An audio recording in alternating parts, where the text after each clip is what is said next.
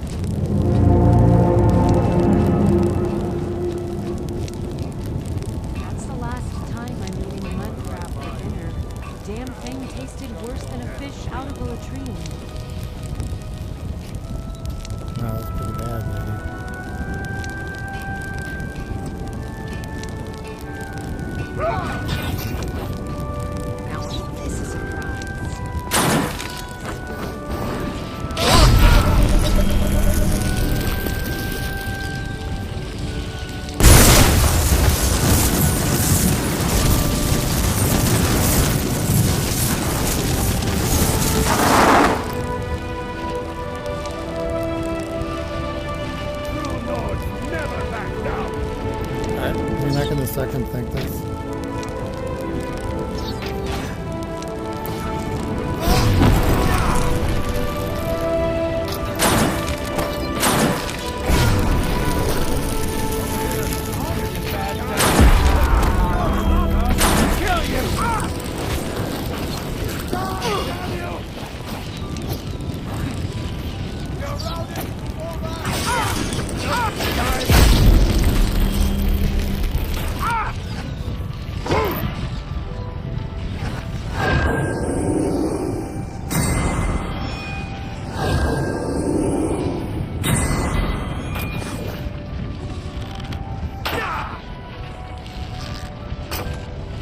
Face. Think you're tough. You don't stand a chance. No more. I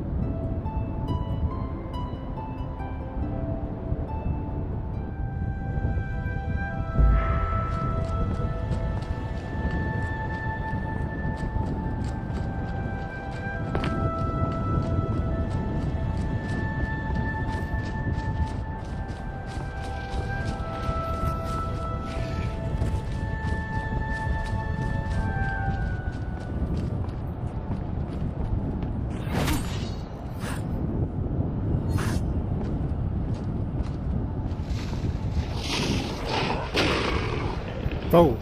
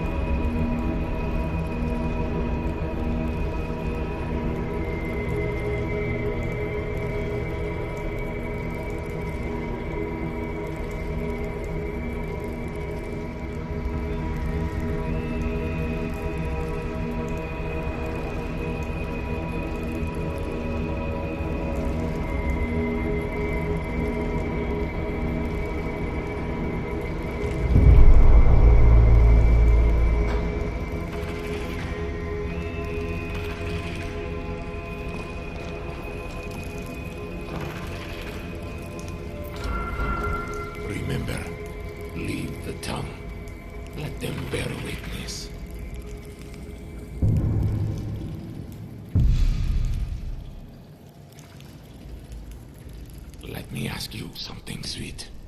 What makes a mortal give a promise that he can't keep? Is he a dreamer, a liar, or a fool?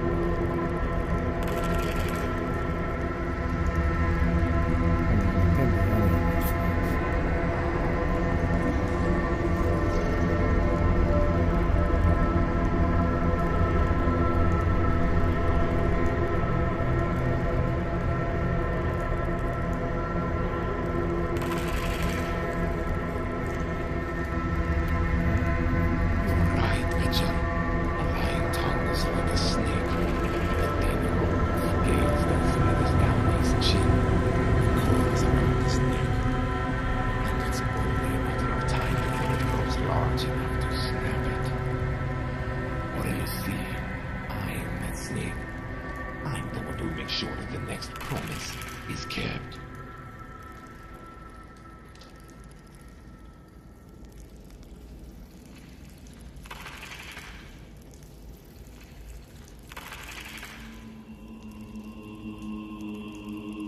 Then choose your words carefully, Billy. Many before you have said the same. Pledge oaths to uphold the law. Make promises they can't keep. Yet still, their words are blood, and the more they speak, the more they bleed. They call me Brains. I keep the law, and I kill anyone who defies it.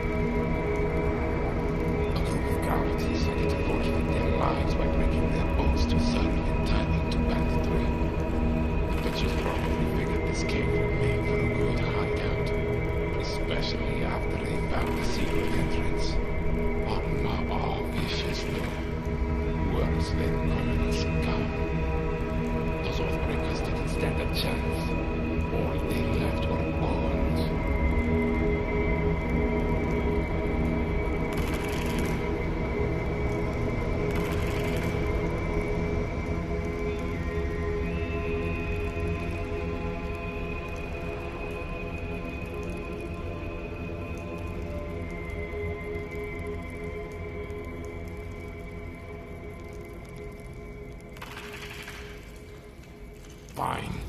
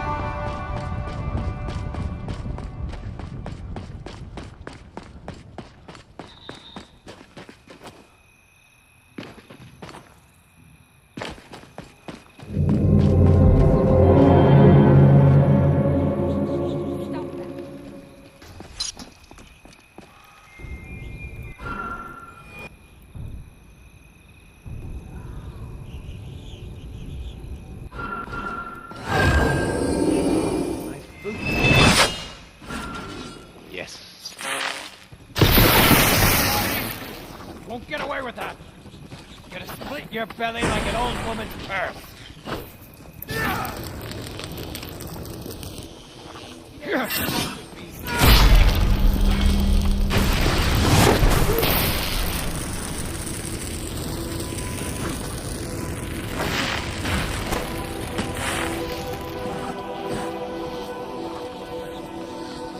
Face. Couldn't just give us your guess who's doing stuff?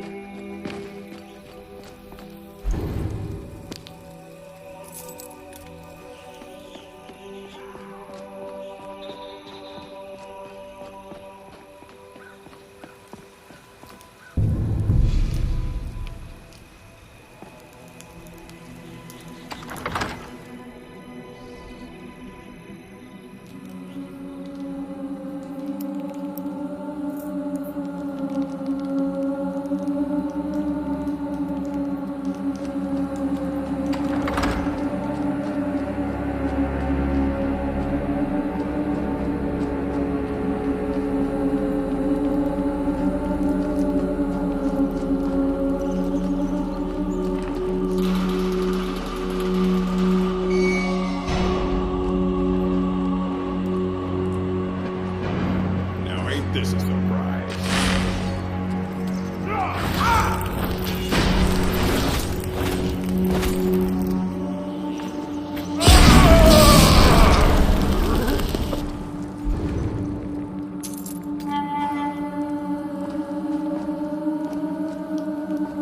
If death is what you want, you'll have it.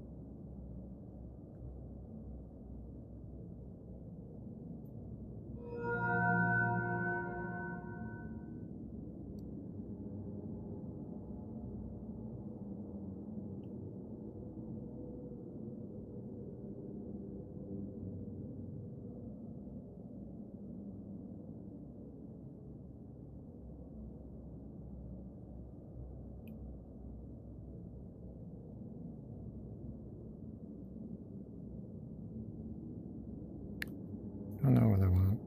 No.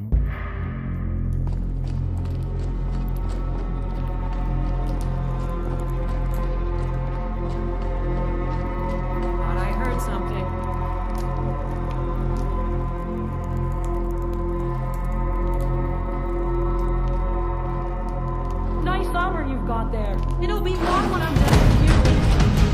Oops.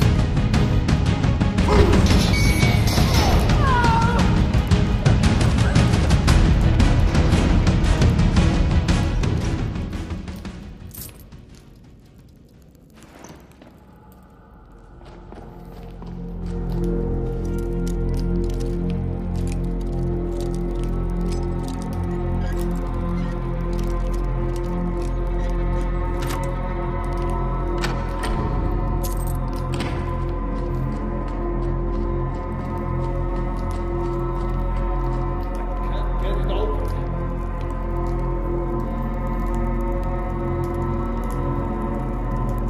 You've been at it for 5 minutes. Here, let me try.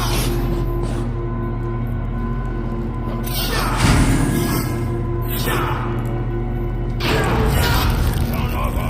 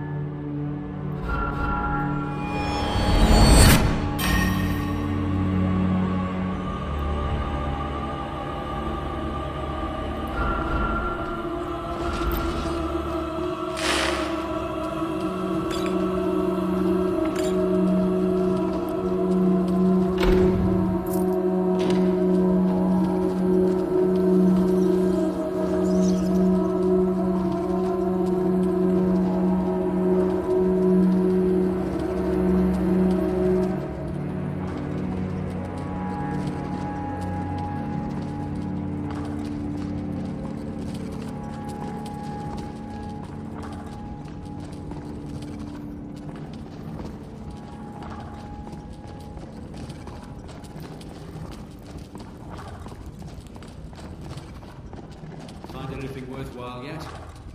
Can't say that I have. Quiet. I think I heard something. This place has had you shaking in your armor ever since we arrived. I'm fine, I'm fine. Let's move on. Thought I heard something. I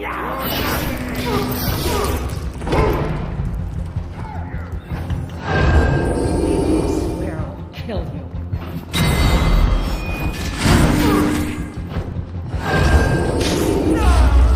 Thanks for waiting. Wow, apparently I did.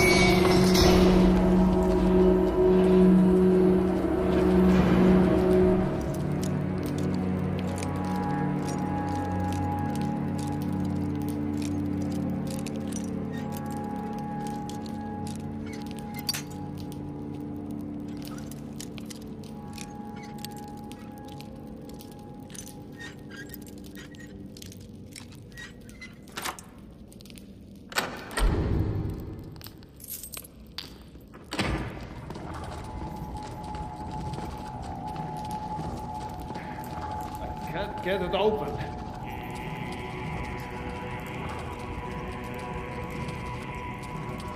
You've been at it for 5 minutes. Here, let me try. This is getting ridiculous. If we can't get this open soon, the boss will have our heads. Come on, just open. I think I almost got it. What was that? That's milk. Time to end this.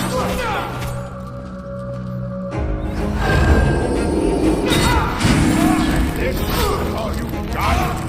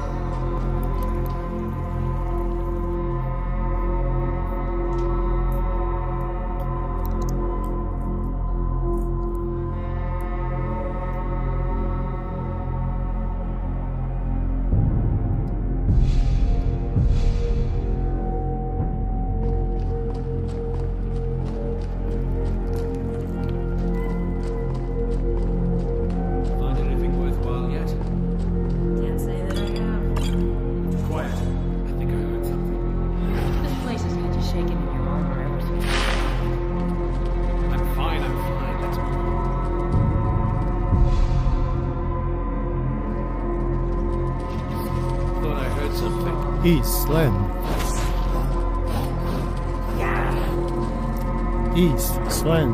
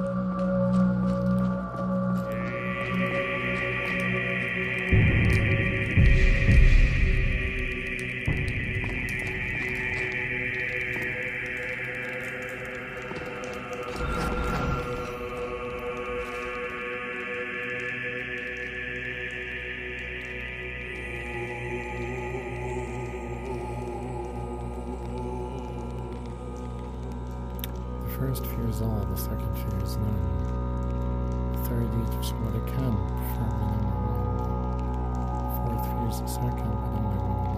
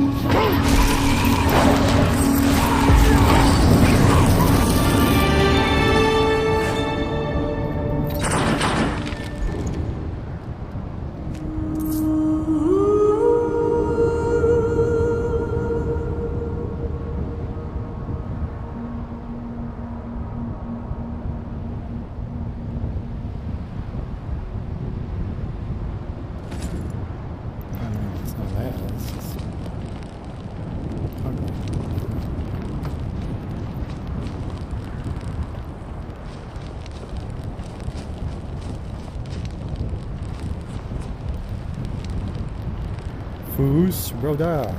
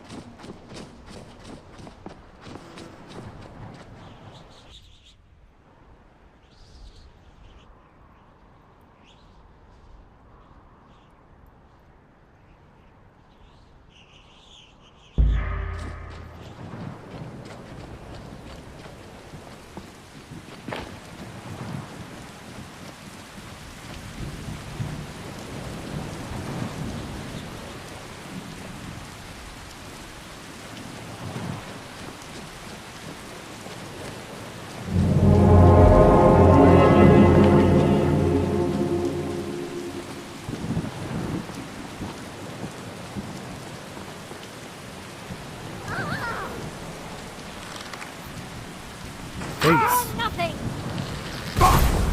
Enough.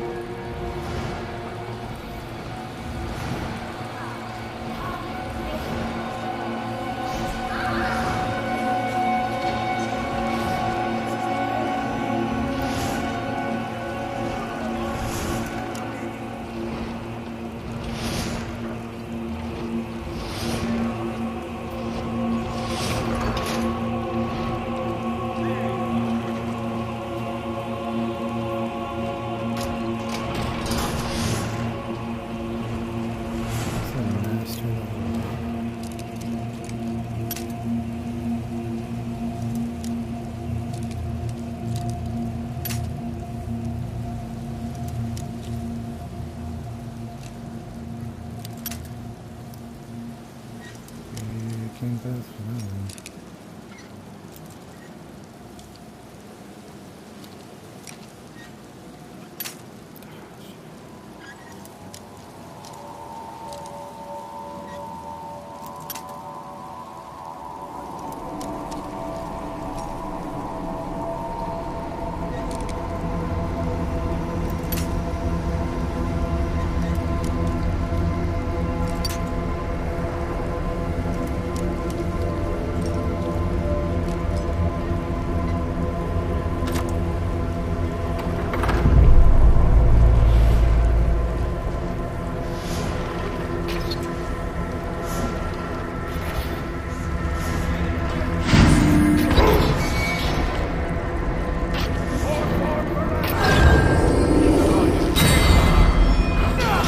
Boots, Rodar.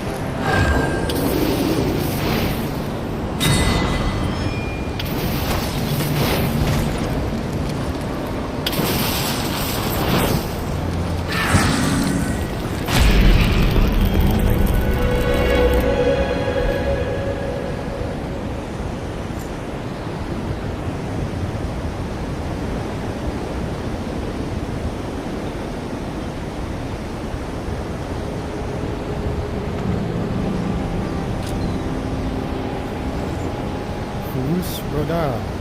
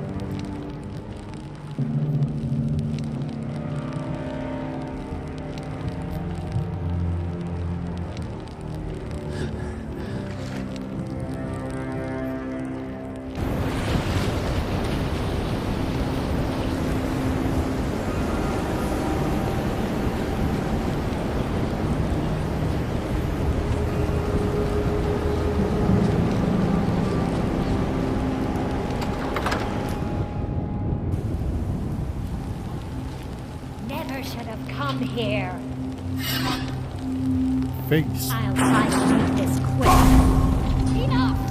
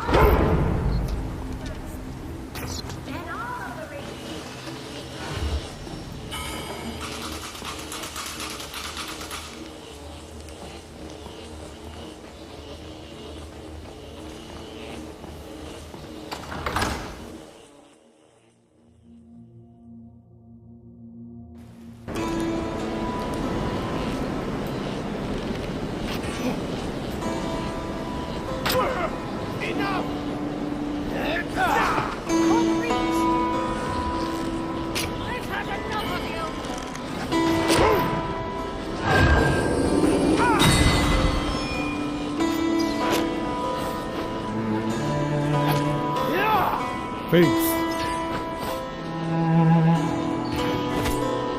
Face.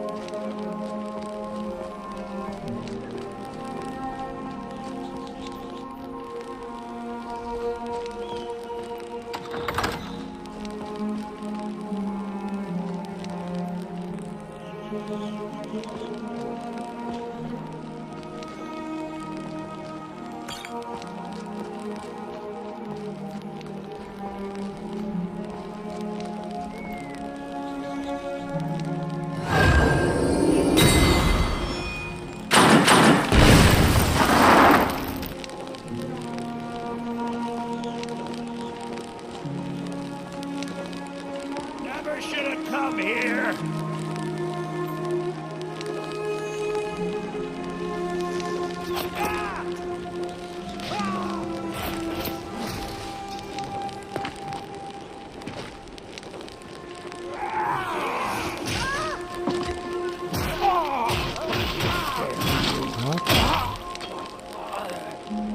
Get him! Who is that guy?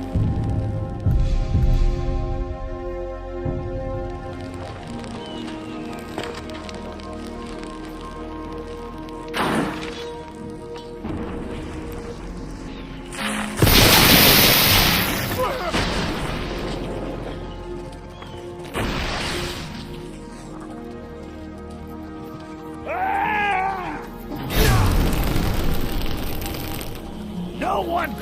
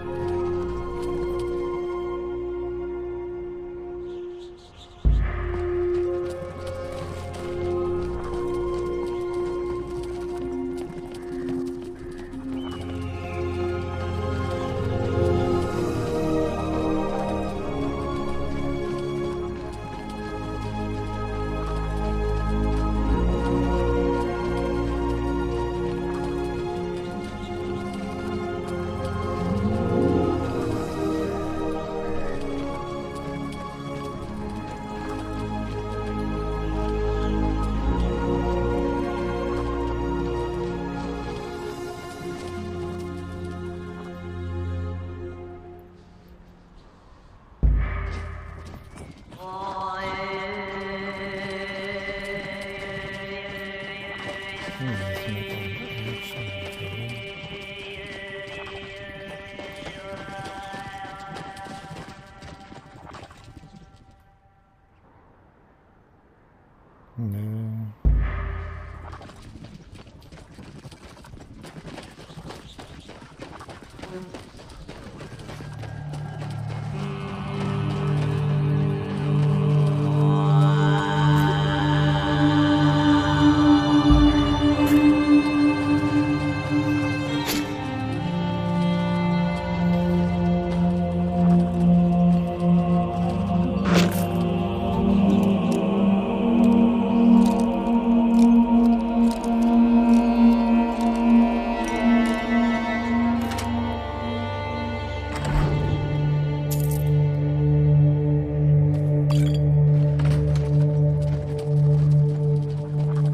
Someone there?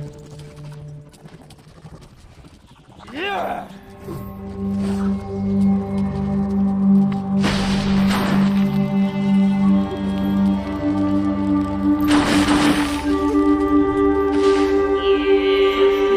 Get all of the reach! Make up your mind, man.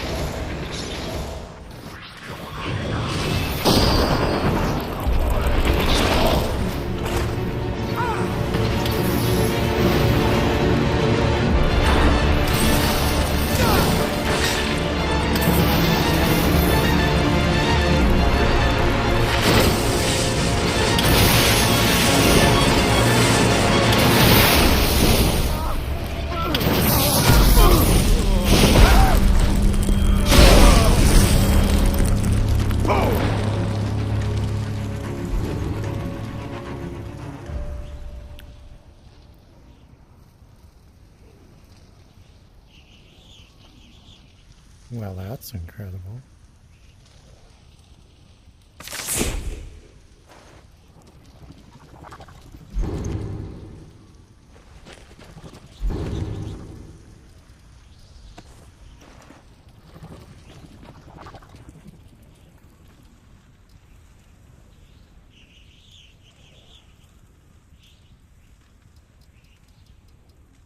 Oh, but that's power.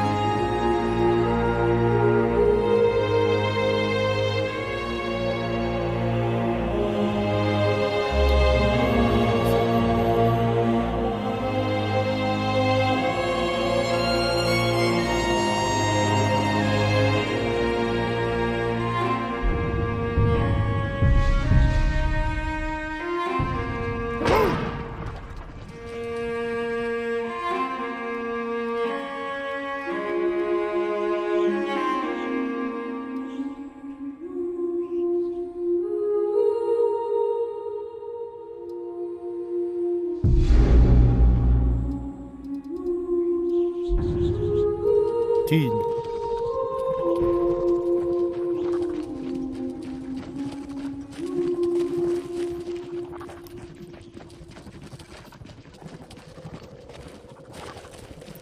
Tid.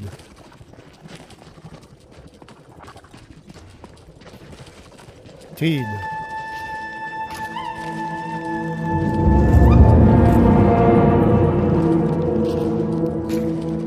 Tid. Tid.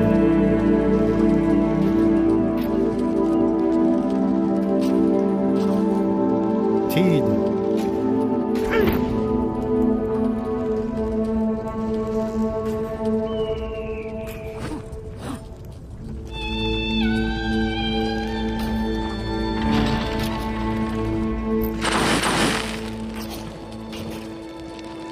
Halt, Outlander. By the code of Malacath, this stronghold belongs to the orcs. Your kind are unwelcome.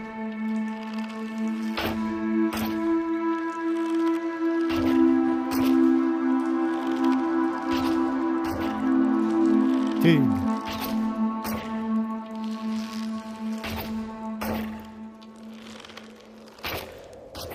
Tide.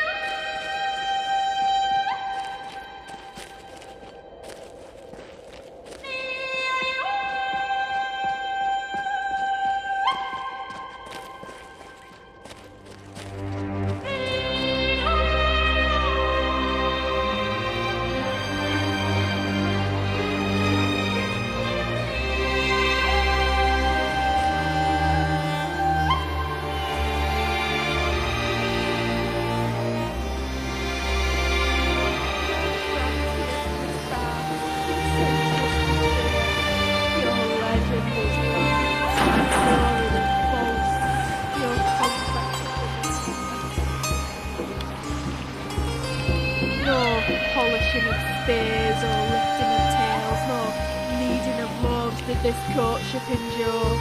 The maid was not one of mortal form, for on sunlit days she grazed on the pasture. Grantius satisfied without dignity.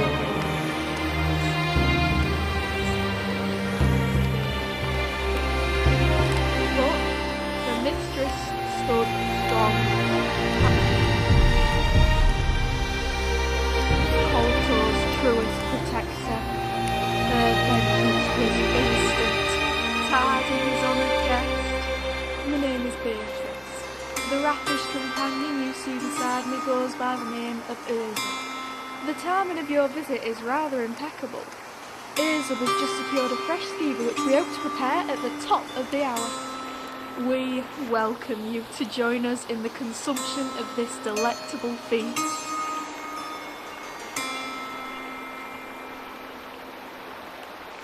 You jest, honoured visitor. Its visage is clearly within your range of eyesight. Although, indubitably, you were directed to this camp not by its countenance but by its aroma, which is quite exquisite. However, it will do us no good without the proper refreshments to balance it.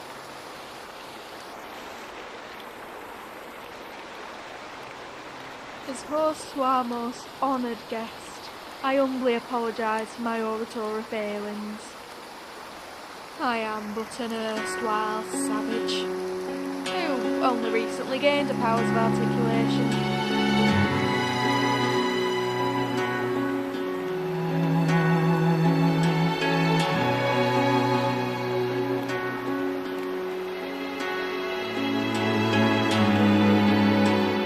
Why, dear guest, it was not more than 20 paces from where you stand. If this answer perplexes you, allow me to recount the events that transpired. I had recently absconded from Judat Redart with 2 bottles of refreshment on my person when I arrived at the bank of the river. You can find in proximity to the Dwarven Ruin.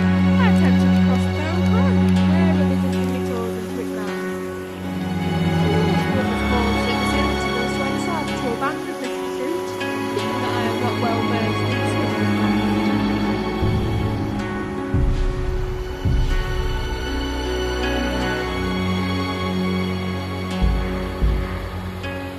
Yet, no sooner did I turn around that a great big dragon swept overhead, the force of which catapulted me into the water. I fought the current, kicking and gulping, and in my tantrum I managed to wedge my leg between 2 rocks. It was rather embarrassing, but I took some consolation in the fact that I was not the first to drown in such an inglorious manner. No, but laying in the rock beside me was a skeleton fellow, more bone than skin and more clothes than bone. It seemed to have died from a thatch to the skull, and his lifeless body was left uncomfortably beside me. My Hazel, having witnessed my folly, rushed to the river to rescue me, but I could only stare at the dogs in the river. Then I noticed his right hand seemed to glimmer like a bauble, which makes sense as he was clutching one. I reached for the bauble just as Hazel reached for me. He forced me out of the river like a bear swatting a salmon.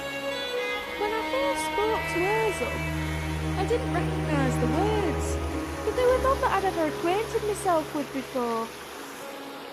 The bauble, you see, was not a bauble, but an amulet of articulation.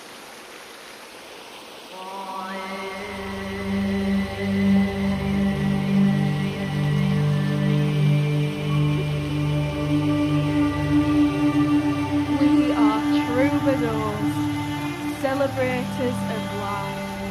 We drink and feast from twilight to cock's crow, in tribute to tradition and song.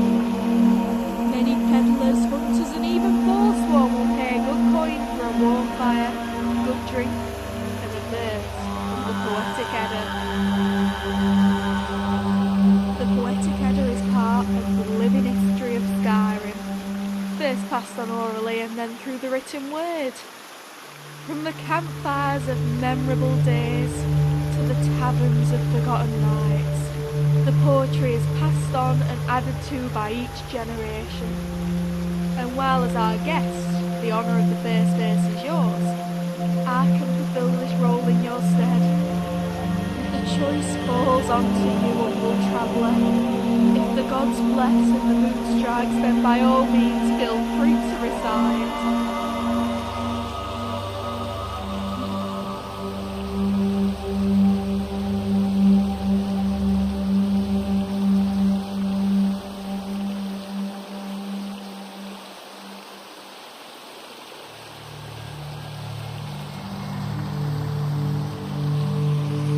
An excellent rendition. You are truly above worthy of passing on the tradition of the Poetic Edda. Perhaps you will critique my own reciting of a similar creation verse.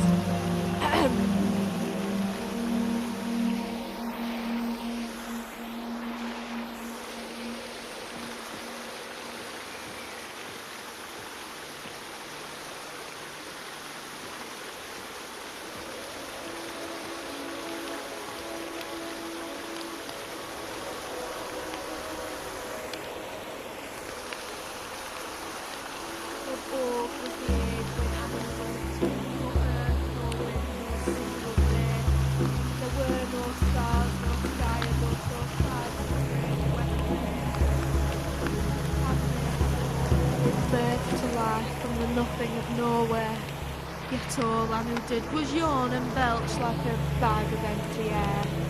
Alone in the dark she shouted to silence, and silence answered her call. For its death and emptiness who in the end is the true father of all. When Sithis spoke, the cold was warm, and gods were given birth. And when we leave this mortal coil, it's to Sithis that we return.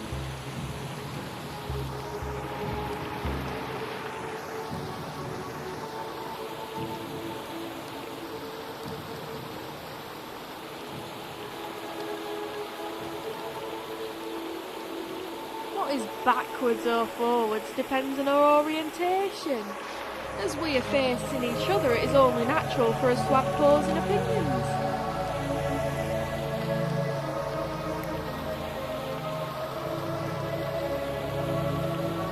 The choice falls onto you, humble traveller. If the gods bless and the mood strikes, then by all means feel free to recite.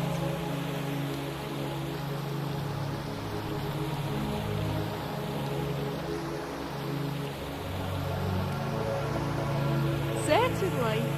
I hope my recital does this piece justice.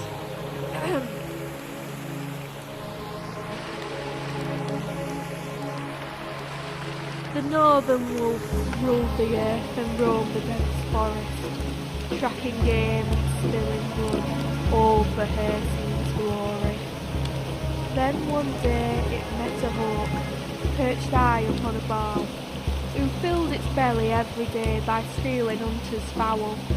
The wolf changed its tactics, from a hunter of the day to one that chases tired beasts from their rightful prey. This through Hersene's ire, his rage and his might, for upon the wolf he cast a curse that came on moonless nights. The wolf's fur was stripped down to the last strand, and until the moon's returned he walked the earth as a mortal man.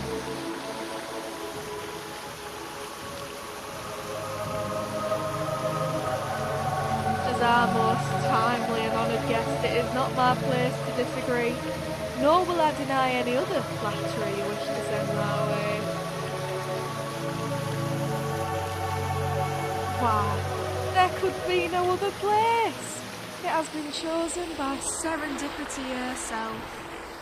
For I have ventured far across the river, where the rogues known as the Forsworn reside. I was once such a rogue.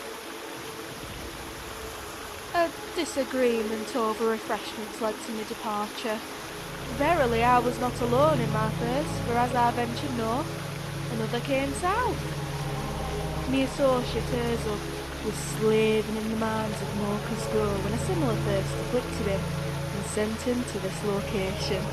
It is for that reason that I have dubbed this settlement Les Casgo. Why, yes, as half the population is still up by rule, it's still classified as a stronghold, more or less.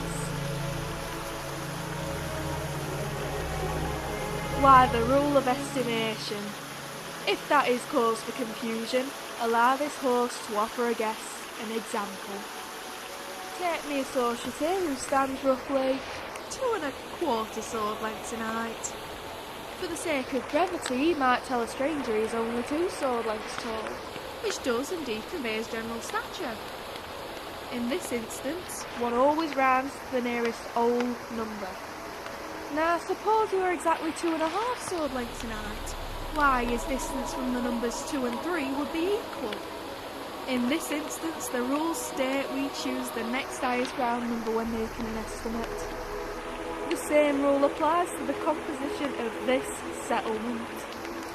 Given that there are half as many orcs and half as many Bretons, one might estimate that this settlement consists of all orcs and all Bretons.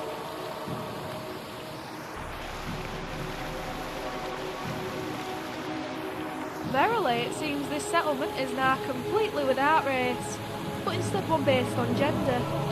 For your presence, we are now an all-male tribe. Oh, this is delightful news. Perhaps I too can now evacuate myself in the river as opposed to the shrubs.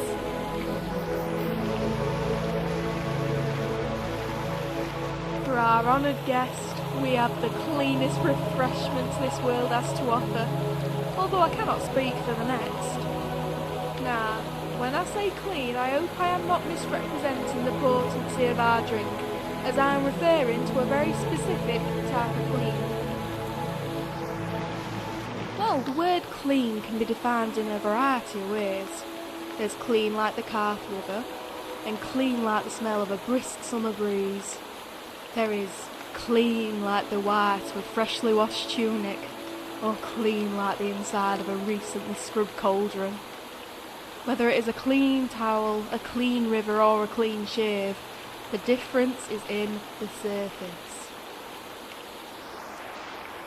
Well, one might say clean refreshment and clean taste come when a drink washes smoothly over the surface of your tongue.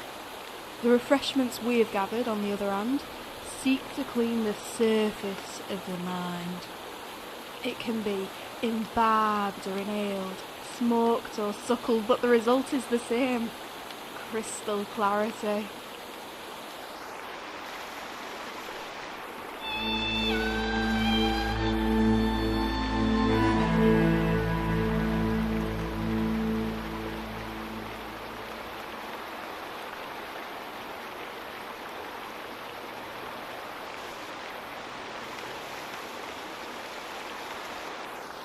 Isab and I prefer to not use that term, as it is most derogatory. We prefer the term refreshment. After all, there is nothing negative about drinking a potion that allows you to stare into the face of the divines. There, one can inquire about everything, from the meaning of life to the time of day. For the inquisitive mind, this can lead to entirely new avenues of creativity to explore.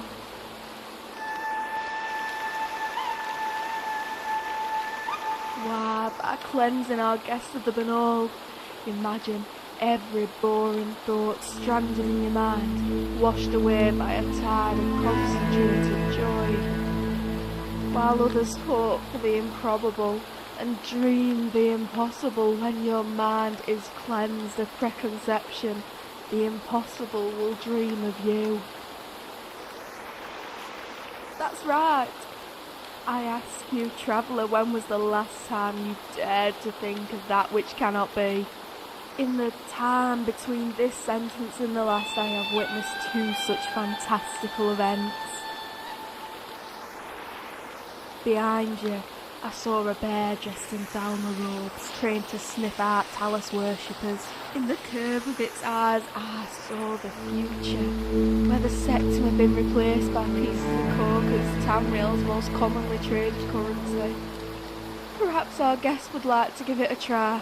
Simply clear your mind and envision one impossible thing.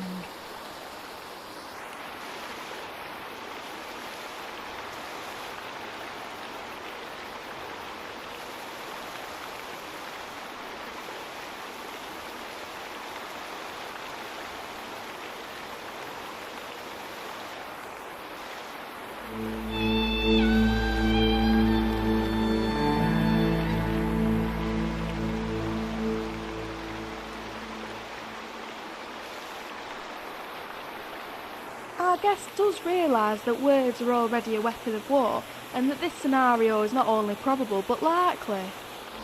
This host politely suggests that you ingest 3 bottles of refreshment before attempting again. You have a meticulous eye, traveller. Yet to answer your query, I must first tell you a story. There was once a peddler from Elsweyr who sought to bring a barrel of the finest refreshments to his cousin in Scotland. Unfortunately, those who governed the empire frowned upon the imbibing of clean, savoury drinks. Undaunted, he sought to smuggle them inside bottles of a popular brand of mead, brewed by a local man named Morgold. However, the choice proved to be his downfall, for the guards quickly confiscated his wagon.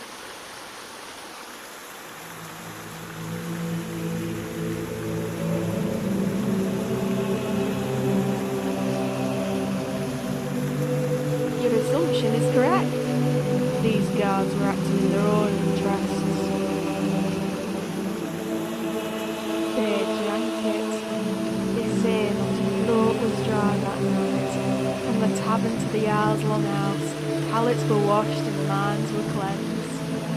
the womb of that infinite hell there came a flash of inspiration, a paroxysm of melody and song.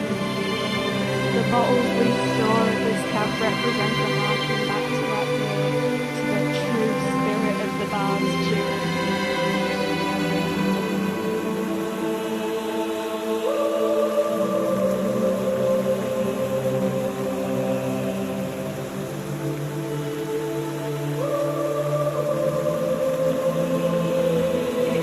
And it will again if you lend this troubadour your ear. For I speak of a grand quest, a romantic epic to return Morgul's mead to its fallen lord. It is with much regret I say, doubtful, for the mead wars have claimed many in our time and times past. The great whale, maven Blackfriar, has swallowed barrel after brew, and still an appetite human short of rapacious. However, the popularity of the song Morgul's Mead persists, and now even the whale has conceded there is profit in another brand's name.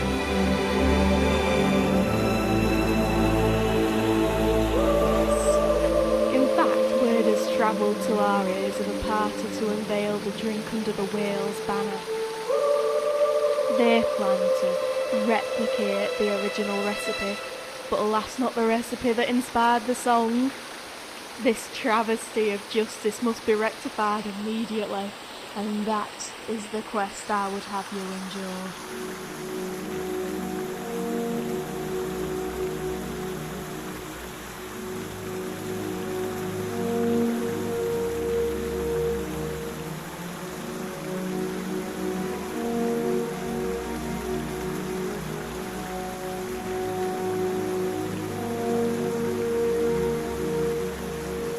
What we're doing is curing the masses of their ignorance.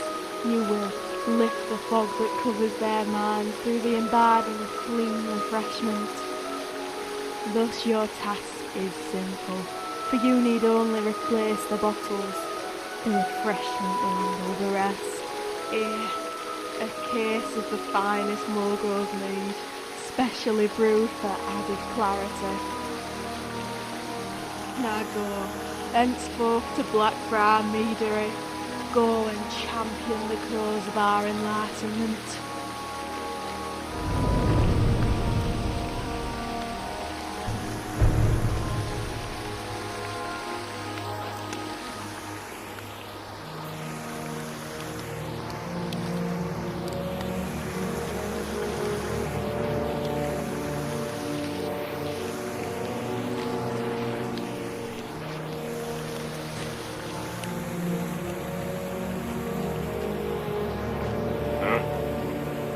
Like B said, we're having rats for dinner. You in or out?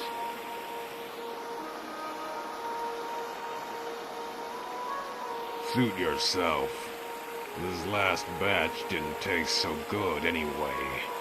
Like it wasn't even there. Something wrong with my tongue, I guess. Or my nose. There's some drifter I met once. Said you had to smell food to taste it. Thought he was mad, until I took another swig. Then I realized he was a genius. In any case, a couple more bottles did the trick. Might do the same for you. But if you don't like what you see, I suggest you leave. I'm not what you call a patient orc. I don't put up with loiters the way B does.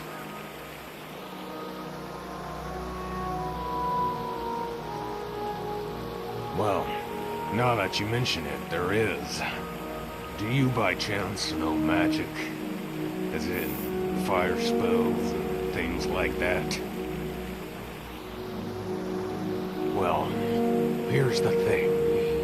Whenever I got off the skooma, either 'cause there weren't none or my supplier never showed up, I'd get real tense.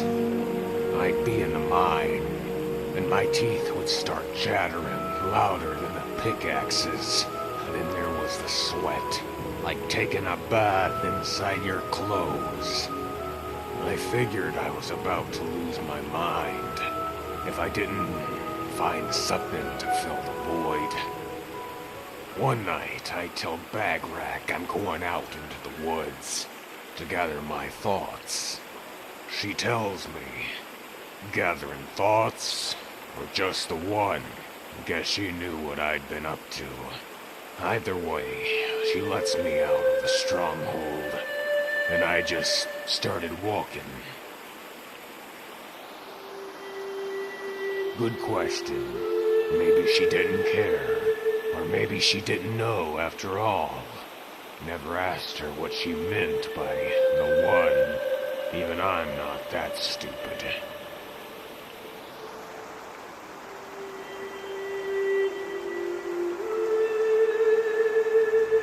I wandered around a bit, looking for a ditch to lay in and die. Made it halfway to solitude, and my knees buckled, and I collapsed on my log.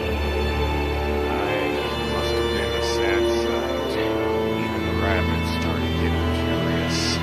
One of them scampered close enough to where I could pet it. Except I didn't stroke its fur. I grabbed it. Picked up the torch, and I lit its rear end on fire. It was pretty satisfying. Suddenly, all the tension in my muscles was gone. After that, I made it like a ritual. Went out every night, found some furry thing, and set it aflame. Helped keep me sane for the most part. Not enough to stay in the stronghold and work the mines, but enough to get up and leave. Don't need to anymore, now that I got drink. Although, I still get the urges whenever I see one of them furry bastards. Oh, my bee saw me burn a fox the other day, and she didn't like it one bit. Now she won't let me anywhere near the fire, so I gotta make my own.